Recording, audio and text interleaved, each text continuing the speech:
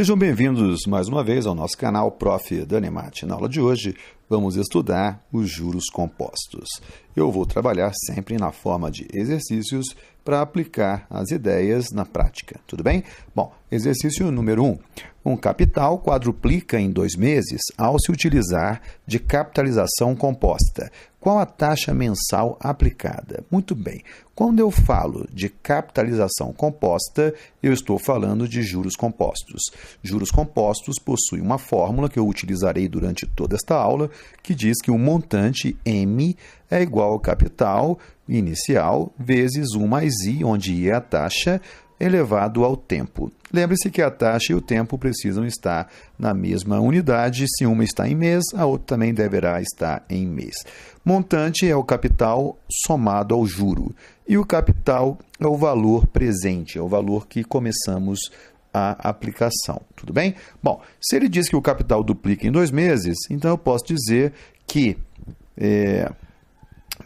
o capital quadruplica em 2 meses, então eu posso dizer que o montante é 4 vezes o capital. Se o montante é 4 vezes o capital, se escreve 4C. Veja que eu vou simplificar esse C com o C que está aqui do lado direito, porque estão ambos multiplicando, então encontraremos que 4 é igual a 1 mais I elevado a 2, porque o tempo são 2 meses. Eu passo o 2 para o lado de lá, tirando a raiz quadrada de 4, porque a operação inversa da potência é a raiz, certo? E aí eu sei que a raiz de 4 é 2, então quando eu passo 1 para o lado direito, encontro que o I é igual a 1. O significado do I ser 1 é que o I é uma taxa de 100%. Então, quando eu encontro I igual a 1, digo que a taxa é 100%. Tudo bem? Vamos para o segundo exercício. Bom, uma aplicação de R$ 3.000 rendeu R$ 2.370 em 10 meses. Qual a taxa mensal composta de juros dessa operação? Bom, primeiro passo, o montante é sempre o capital somado com o juro. Então, observe que a aplicação é de 3.000, mas ela rendeu 2.370, então o montante será 5.370. O capital 3.000, certo? O tempo 10 meses, coloquei no lugar do T o valor 10. Passo 3.000 dividindo e encontramos, então, que 1 mais I elevado a 10 é igual a 1,79. Agora teremos um trabalho um pouco difícil de ser executado, somente com calculadora conseguiremos isso, que é calcular a raiz décima de 1,79, porque é a operação inversa quando eu passo esse 10 para o lado direito, certo? A raiz décima de 1,79, usando calculadora, vai dar 1,059 aproximadamente. Como eu passei o 1 para o lado direito, subtrai, então encontramos que a taxa é 0,059. Como eu quero em porcentagem, ando a casa da vírgula 2 para a direita, então temos que a taxa é aproximadamente 5,9%. Tudo bem? Vamos para o terceiro exercício. O preço de certa mercadoria sofre anualmente um acréscimo de 100%.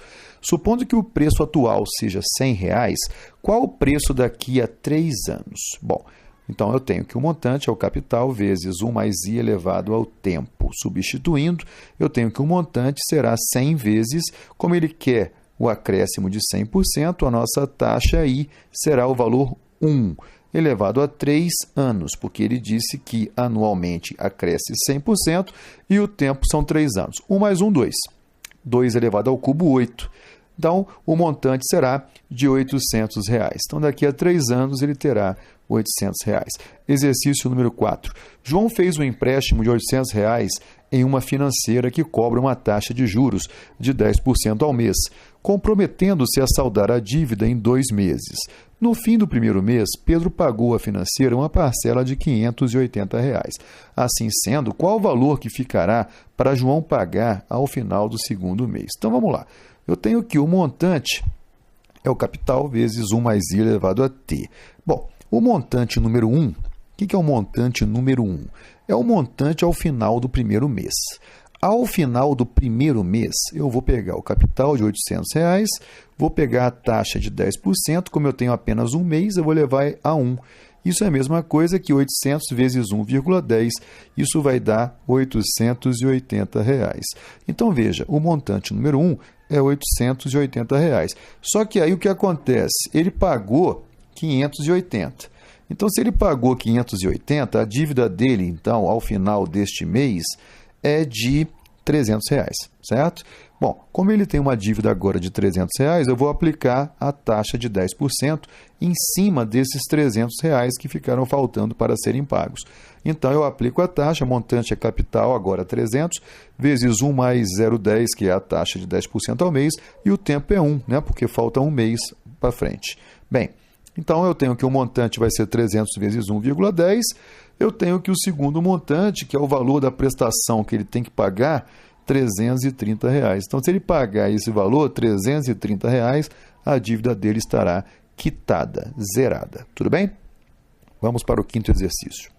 Maria pegou no banco um empréstimo de R$ 2.000 que cobra uma taxa de juros de 5% ao mês, comprometendo-se a saldar a dívida em 4 meses.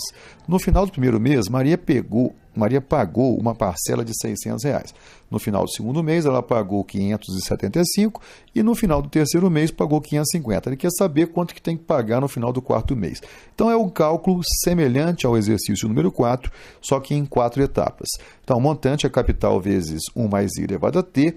O montante vai ser o capital, que é R$ 2.000, a taxa de 5%, então é 0,05, o tempo 1 mês.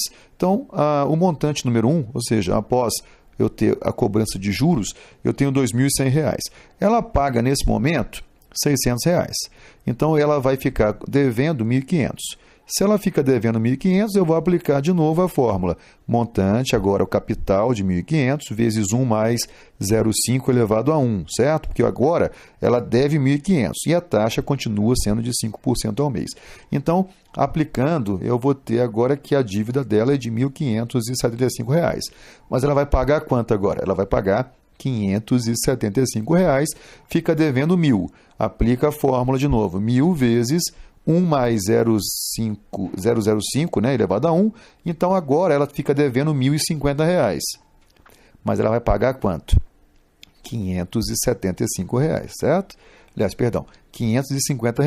Então, ela vai ter uma dívida de R$ 500. Aplica de novo a fórmula, 500 vezes 1 mais 0,05 elevado a 1. Então, para que ela termine a dívida, ela precisa pagar na última prestação R$ 525. Beleza? Vamos para o sexto exercício. Duas pessoas fizeram um empréstimo de uma mesma quantia por 2 meses nas seguintes condições. A primeira a juros compostos de 2% ao mês, a segunda a juros simples de X% ao mês. Sabe-se que ao quitar a dívida, as duas pagaram o mesmo valor. Quer saber qual é o valor X, ou seja, qual é a taxa que está sendo aplicada em juros simples. Então vamos lá. Eu tenho que, quando eu uso juros compostos, a fórmula é M, que é montante, igual capital vezes 1 mais IT. Né? Isso é para juros simples. Né? E quando eu tenho juros compostos, eu tenho C vezes 1 mais I elevado a T. Observe que as fórmulas são diferentes. Então, juros simples eu estou colocando em azul, juros compostos eu estou colocando em vermelho. Vamos colocar as informações agora que o nosso problema nos deu. Ele disse que os montantes serão iguais, né? Porque ao final do prazo de 2 meses, os dois terão que ter pago a mesma quantia.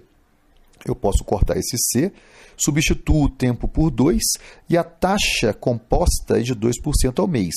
Então, eu coloquei aqui, 0,02, perfeito? E aí, fazendo o cálculo, eu descubro o seguinte, observe, o cálculo que eu fiz foi 1 mais 0,02, isso vai dar 1,02. Eu vou elevar essa potência aqui, que vai dar 1,0404, vou passar esse 1 para o lado direito subtraindo, então eu tenho que 2i é igual a 0,0404, então o i será 0,0202. Bom, para colocar em percentual, ando a vírgula 2 casas para a direita, 2,02%. Essa é a taxa mensal de juros simples para ficar igual à taxa de juros compostos de 2%. Tudo bem? Vamos para o sétimo exercício. Exercício 7. Uma pessoa aplicou metade do seu capital à taxa de 30% ao semestre no regime de juros compostos e a outra metade à taxa de 27% ao quadrimestre no sistema de juros simples e obteve, ao final de um ano, um montante de R$ 4.200. Ele quer saber qual é o capital inicial da pessoa. Bom, o problema tem que ser dividido em 2 partes. Primeira parte, juros compostos, 30% ao quadrimestre, aliás, 30% ao semestre durante um ano. Olha só, um ano tem 2 semestres, então eu estou transformando aqui, certo, o tempo em 2, porque equivale a 2 semestres para ficar equivalente. Aqui está o semestre, aqui também tem que estar ao semestre. Então eu tenho que o capital será multiplicado por 1,30 ao quadrado, o capital será multiplicado por 1,69. Quando eu uso juros simples, eu tenho que o capital ele terá uma taxa de 27% ao mês durante 3 meses. Então, o capital será multiplicado por 1,81. Então, eu tenho que o capital será 1,81 vezes C. Tudo bem? Bom, somando os dois, eu tenho 3,5C igual a 4.200, o que diz para mim que o C vale 1.200. Se o C vale 1.200, o C, se você observa, é a metade do capital colocado, porque ele disse que ele aplica metade em cada uma, certo, das capitalizações, compostas e simples. Então, o capital é de R$ 2.400, ok? Vamos para o próximo. Uma quantia de X reais foi aplicada a juros compostos de 1% ao mês. Ao final de 10 meses, foi feito o resgate total da aplicação, obtendo-se X, Y reais. Qual a razão Y sobre X? Bem, neste caso, eu tenho que o montante é capital vezes 1 mais I elevado a T, certo? Então, eu tenho que o montante é Y e o capital é X e a taxa é de 1%. Bom, elevado a 10 porque são 10 meses. Como ele quer que a gente calcule a razão y sobre x, eu vou pegar esse valor que eu encontrei e vou dividir por x. Quando eu divido por x, vai desaparecer aquele x do lado direito, então eu concluo que y sobre x, que é o objetivo da questão, é igual a 1,01 elevado à 10ª potência. Como é um número muito grande, eu vou deixar para você fazer usando sua calculadora. Vamos para o 9º exercício.